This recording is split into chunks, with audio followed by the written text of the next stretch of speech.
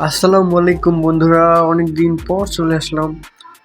আজকে কথা বলার টপিক হচ্ছে ফিন্স পাখিকে কিভাবে সঠিক নিয়মে ফোস্টার করাবেন। সেটা বেঙ্গলি দিয়ে হতে পারে, সেটা গোল্ডিয়ান দিয়ে গোল্ডিয়ানের ডিম ফোস্টার হতে পারে, সেটা জেব্রা দিয়ে জেব্রার ডিম ফোস্টার হতে পারে, কিংবা গোল্ডিয়ান দিয়ে জেব্রার ডিম, জেব্রা দিয়ে গোল্ডিয়ানের ডিম। এগুলো কি যায়? এগুলো কি সম্ভব? সমস্ত কিছুর প্রশ্নের উত্তর এবং সেই সাথে এগুলোর সঠিক যে ধারণাটা ওগুলা দেওয়ার চেষ্টা নিয়ে আজকের আমার এই ভিডিওটা করা। তো চলুন, আজকের ভিডিওটা অনেক ইন্টারেস্টিং হতে চলেছে।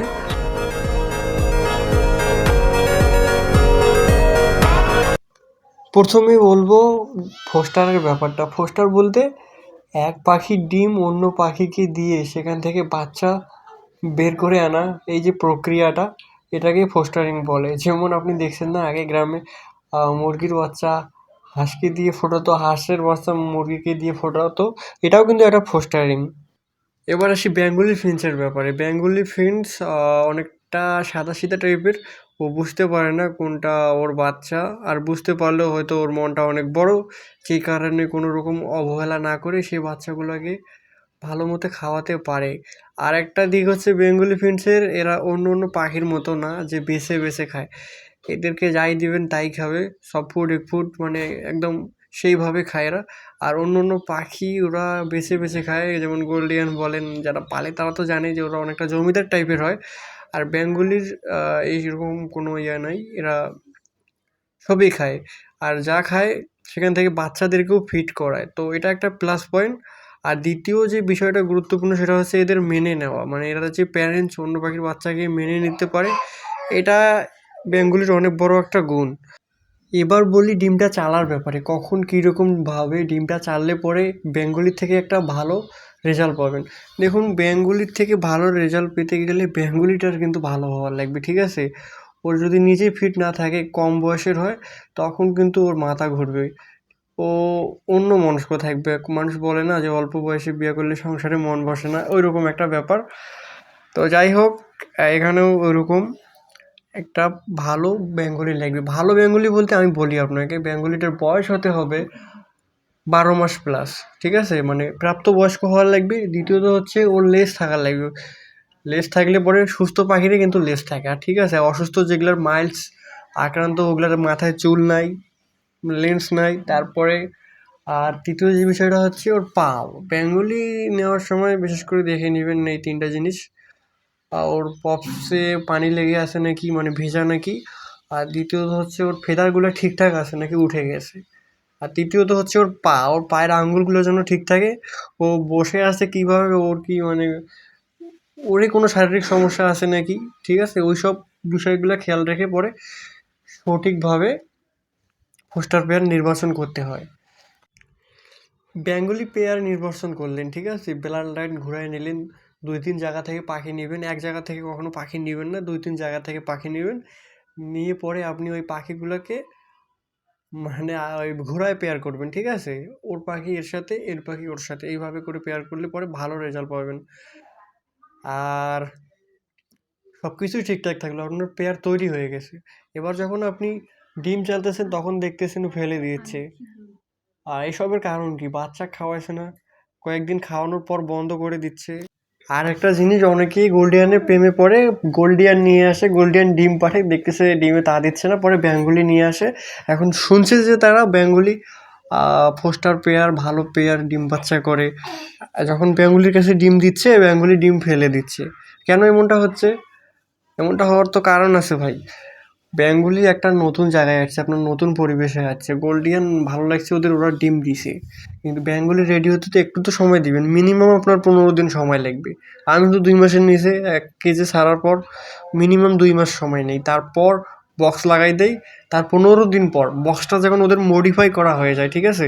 মডিফাই বলতে কি, আপনি নেস্টিং দিলেন, নেস্টিং ওরা বক্সের মধ্যে নিয়ে গেল, তারপরে ওদের মডিফাই করতে, ওদের মন মতো গোছায় নিতে পরে 15 দিন সময় লেগে যায়। এখন আপনি যদি ডিম চালেন তাহলে দেখবেন যে আপনার ডিমের উপর দিয়ে নেস্টিং করতেছে, আর দেখা যাচ্ছে নেস্টিং করতে গিয়ে আপনার ডিম ফেলাই দিচ্ছে। তো এই কারণে আপনার মিনিমাম 15 দিন বক্স লাগিয়ে দেওয়ার পর ওয়েট করতে হবে, তারপর ডিম চালতে হবে, ঠিক আছে? তারপর ডিম চাললে যদি ডিম না নেয়, তখন আবার 1 সপ্তাহ ওয়েট করতে হবে, ডিমগুলো সরাই নেবেন 2 একদিন দেখে, আর ডিমগুলো সরাই নিয়ে পরে 1 সপ্তাহ ওয়েট করে তারপর আবার ডিম চালবেন, ঠিক আছে? এইরকম করে ফোস্টার পেয়ার তৈরি করতে হয়, তখন আপনি ভালো একটা রেজাল্ট পাবেন। এবার বাচ্চা ফুটলো, বাচ্চা ফুটার পর বাচ্চাকে খাওয়াচ্ছে না, অনেকেই হতাশ হয়ে যায়, কি রে 2 দিন খাওয়ালো 3 দিন খাওয়ালো এখন খাওয়াচ্ছে না কেন? আপনি ভালো করে খেয়াল করে দেখবেন, ভালো করে খেয়াল করে দেখবেন যে আপনার বাচ্চার শারীরিক গঠন ঠিকমতো হচ্ছে না, বাচ্চাগুলা যেরকম হওয়ার কথা সেরকম হচ্ছে না। আপনার যদি অন্য পাখির বাচ্চা আগে উঠাইছেন ফিন্স পাখি, তাহলে আপনি লক্ষ্য করতে পারবেন যে এবার যে বাচ্চাগুলো হয়েছে ওগুলোর বুকটা হয়তো অনেকটা কালো হয়ে গেছে। না খাওয়ানোর কোনো কারণ নেই, বেঙ্গলি ফিন্স খাওয়াবেই, কারণ এদের জেনেটিক ব্যাপারটাই এরকম। এখন যখন খাওয়াচ্ছে না তো অবশ্যই বুঝতে হবে আপনার পাখির হয়তো পরিবেশটা আউলায় ফেলছেন, আপনি বারবার চেক করতেছেন, ডিস্টার্ব করতেছেন। মানে একটা কথা মাথায় রাখবেন যে প্রেম ভালোবাসা অতিরিক্ত সবই কিন্তু বিষ। আপনার পাখিকে আপনার ভালো লাগতেই পারে, কিন্তু আপনি বারবার চেক করতেছেন যে যেহেতু কিন্তু ওরা মানে ইনসিকিউর ফিল করতেছে, মানে ওদের যে একটা আপনাওয়ালা ফিল এটা ওরা পাচ্ছে না, পরিবেশটা পাচ্ছে না, এটা হতে পারে। আর যেটা বললাম প্রথমে ওই সমস্যা, শারীরিক সমস্যা, সেটা হতে পারে ক্যাঙ্কার। এই 2টা জিনিস থেকে আপনার পাখিকে আপনার সবসময় সেফ রাখতে হবে, তাহলে পরে আপনি পোস্টারিংয়ে একটা ভালো এক্সপেরিমেন্টস পাবেন। এখন এই পাখি ব্রিডে দেওয়ার আগে অবশ্যই ক্যাঙ্কার কোর্স করাতেই হবে, ঠিক আছে? ক্যাঙ্কারের কোর্স ভাই ফিন্স পাখি পালতে গেলে যতই যে যাই বলুক না কেন, ক্যাঙ্কারের ওষুধ আপনাকে খাওয়াইতেই হবে। ক্যালসিয়াম খাওয়ালেন না, আপনার বাড়ির শাকসবজি আছে, আপনি খুব ভালো সিড মিক্স ব্যবহার করতেছেন, ওকে মেনে নিলাম, কিন্তু ক্যাঙ্কারের কোর্স আপনাকে করাতেই হবে। আর দ্বিতীয় যে বিষয়টা, তৃতীয় যাই হোক, কথা হচ্ছে আমার যেগুলো ওগুলো মন দেন। আর যে এই বিষয়টা হচ্ছে আপনার ওই পাখির ঘন ঘন ডিম নেওয়া। প্রথমবার ওই যে ফেল মারলেন, পরে আবার ডিম নিয়ে আবার 1 সপ্তাহ পর ছাড়লেন, মানে এইভাবে আপনি হতাশ হয়ে যাবেন, ঠিক আছে? ওই 2-1 জোড়া পাখি আনছেন, ওগুলোর থেকে চেষ্টা করতে করতে ডিমের যে উর্বরতা, ঠিক আছে, আপনি যে ডিম নিতেই আসেন, ওরা তো ডিম পারে, অনেকে বলে না যে গোল্ডিয়ান 18টা ডিম পারে, হ্যাঁ এরা মাসে 18টা ডিম পর্যন্ত পারে, কিন্তু ওই যে 18 নম্বর ডিমটা বা এই যে প্রথম যে ডিমগুলো পারলো ওগুলো তো নষ্ট করে ফেললেন, পরে যে ডিমগুলো পারলো ওগুলোর তো উর্বরতা থাকলো না। পরে যে বাচ্চাগুলো ডিম থেকে বের হয়ে আসে তখন কিন্তু ওরা ওই বাচ্চাগুলোকে আর খাওয়ায় না। আপনি দেখবেন এটা সারা ওয়ার্ল্ডের নেচার, সব পাখিরই নেচার, ম্যাক্সিমাম মানুষ বাদে অন্য অন্য প্রাণীগুলোর নেচার, মানুষেরও অনেকটা নেচার বলা চলে। মানে যে দুর্বল বাচ্চাগুলো হয় ওই বাচ্চাগুলোকে ফেলে দেয়, আর যেগুলো সবল থাকে ওইগুলোকে খাওয়ায়। পরে এমনি এমনি খাওয়াইতে যখন এই যে আর যেটা বললাম ওই যে প্রোটোজোয়াল ইনফেকশন, ঠিক আছে, ওইটা কিন্তু খুবই স্ট্রংভাবে আক্রমণ করে ফিন্স পাখিদের। যখন ওই দুর্বল বাচ্চার থেকে সবল বাচ্চার দিকে আসে, ওটা কিন্তু আমি বুঝতে না পারলেও ওরাও বুঝতে পারে, তো ওই মুহূর্তে ওরা ফিট করানো বন্ধ করে দেয়। হ্যাঁ, আরেকটা বিষয় অনেকেই আপনারা জানতে চান যে গোল্ডিয়ানের ডিম জেব্রা দিয়ে কি ফোটানো যাবে? হ্যাঁ, এই প্রশ্নটার উত্তর আমি আজকে এখন দেবো। দেখুন, জেব্রা ফিন্স কিন্তু অনেক স্মার্ট, ওরা বেঙ্গলির মতো না, ঠিক আছে? জেব্রা ফিন্স অন্য সময় তো বসবে না, ওদের যেই সময় ডিম পেড়ে মানে ডিমে বসার কথা ওই সময় বসবে। আর ওই সময় যদি আপনি দেন গোল্ডিয়ানের ডিম, ঠিক আছে, ওটা বুঝতে না পারলেও ডিমে তা দিবে। তা দেওয়ার পর যখন বাচ্চাগুলো ফুটবে তখন যে মুখে গোল্ডিয়ানের যে রেডিয়াম থাকে না, ওরা তো নিজের বাচ্চা আর গোল্ডিয়ানের বাচ্চা দেখলে পরে বুঝতে পারে, পরে আর খাওয়ায় না, মানে বাচ্চাগুলোকে না খাওয়ায় মেরে ফেলবে। ম্যাক্সিমাম ক্ষেত্রে এরকম হয়েছে, আমি দেখছি। একবার আমি সাকসেসফুল হয়েছি, তবে ওটা অনেক কষ্টের পর। ওইভাবে আপনারা চেষ্টা না করলেই ভালো হবে। আর আর যেটা বলছিলাম যে জেব্রা দিয়ে গোল্ডিয়ানের ডিম, হ্যাঁ ওই বললাম না, এরা হচ্ছে স্মার্ট। বেঙ্গলি একটু সাদা সিধা টাইপের, ওই কারণে ও মেনে নেয়। এখন আপনি গোল্ডিয়ানের ডিম দিয়ে গোল্ডিয়ানের ডিম ফোস্টার করাতে পারবেন কীভাবে? আপনার কাছে ব্লু গোল্ডিয়ান আছে, আপনি ব্লু গোল্ডিয়ানের ডিম, অর্ডিনারি গোল্ডিয়ান যদি আপনার ভালো রেজাল্ট করে, বাচ্চাকে যদি দেখাচ্ছেন যে কি বলে, দেখতেছেন যে নিজের বাচ্চা নিজে সুন্দরভাবে করতেছে, তখন আপনি ওইভাবে মানে পর্যায়ক্রমে সময় মেনটেন করে গোল্ডিয়ান কিন্তু যখন তখন ব্রিডে বসবে না। ডিম পাড়ার টাইমিং, মানে ওই যে ওইদিকে ব্লু গোল্ডিয়ান ডিম পাড়ছে, এদিকে আপনার অর্ডিনারি গোল্ডিয়ান, মানে যেটাকে গ্রিন আমরা বলি, গ্রিন ব্যাকের যে গোল্ডিয়ানগুলো আছে, এর ভিতরে অনেক মিউটেশন আছে, যাই হোক। তো এইগুলা ভালো মানে রেজাল্ট করে, সব থেকে নিজের বাচ্চা নিজে বেশি করে। এরা অন্য অন্য মিউটেশনগুলোর থেকে গ্রিন ব্যাক মিউটেশন অনেক স্ট্রং হয়, তো এই কারণে। সিলভার, তারপরে ব্লু গোল্ডিয়ান, এগুলার ডিম এই অর্ডিনারি গোল্ডিয়ানকে দিয়ে ফোটানো যায়। সেটা ডিম পাড়ার টাইমিং যদি ঠিক থাকে, ডিমগুলো আপনি পাল্টায় দিয়ে পরে এভাবে এদের থেকে আপনি ফোস্টার করাতে পারবেন। এই কাজটা করা যায় জেব্রার ক্ষেত্রেও। আপনার কাছে যদি জাম্বু থাকে, ইংলিশ থাকে, তো ওই ইংলিশগুলো ভালো খাওয়াচ্ছে না, কিন্তু আপনার কাছে নর্মাল আছে, এরা খুব ভালো ডিম বাচ্চা করে, আপনি দেখতেছেন অনেক সুন্দর ডিম বাচ্চা তুলতেছে, তখন আপনি কি করবেন? তখন ওই যে বাচ্চাগুলা, ঠিক আছে, যেভাবে গোল্ডিয়ান দিয়ে ফোটাইলেন, মানে একই প্যাটার্নে ইংলিশের ডিম আপনি এই নর্মাল জেব্রাগুলোর কাছে দিবেন।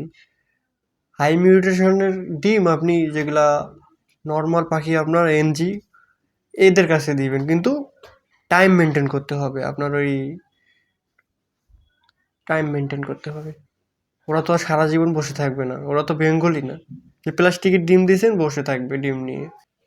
ভিডিওটা অনেক বড় হচ্ছে, তবে ফোস্টারিং নিয়ে আমি আজকে প্রপার ধারণাটা দেওয়ার চেষ্টা করতেছি, ঠিক আছে? আমি আমার চ্যানেলে সম্ভবত এর আগে এত বড় ভিডিও বানাইনি, এটাই বড় ভিডিও হতে চলেছে, তবে মনোযোগ দিয়ে শুনুন, সাথেই থাকুন।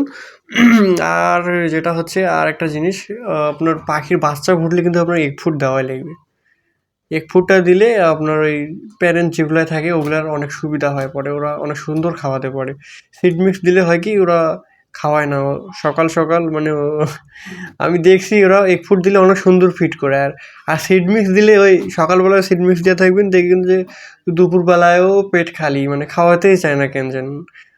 আর বাচ্চা হলে এগ ফুড দিয়ে রাখবেন, আর 2 ঘন্টার বেশি কিন্তু এগ ফুড খাঁচায় না রাখাই ভালো।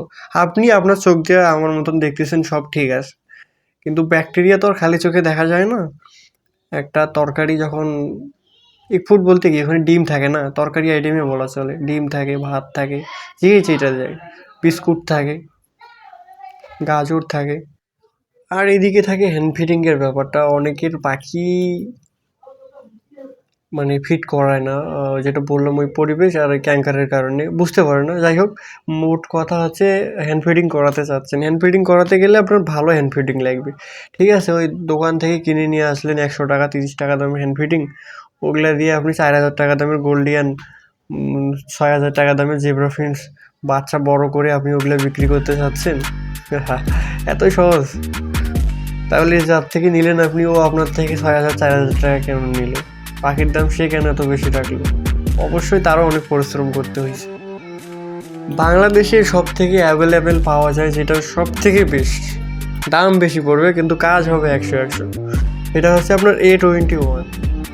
এটা খাওয়াবেন আপনার কম বয়সী বাচ্চাগুলোকে, আর যেগুলো একটু বড় হয়ে গেছে মোটামুটি খাওয়াতে খাওয়াতে, ওগুলাকে আপনি এই যে ভিডিওতে দেখতে পাচ্ছেন, এগুলো কিন্তু আপনার পাখির সিড মিক্স আবার এই খোসা সহ না, এগুলো খোসা ছাড়া, আপনার যেভাবে সুবিধা হবে আপনি ওইভাবে খোসা ছাড়াই নেবেন। সেটা হতে পারে আপনার নিয়মে, আমার নিয়মে বলতে গেলে ওই রুটি কি যেটা দিয়ে ডলে ওইটা দিয়ে ডলা দিলে পরে খোসাগুলো আলাদা হয়ে যায়, পরে ওখান থেকে আমি ঝেড়ে নিয়ে এভাবেই আমি ব্যবহার করে থাকি। এখন আপনার যদি অন্য কোনো উপায় জানা থাকে তাহলে তো ভালোই।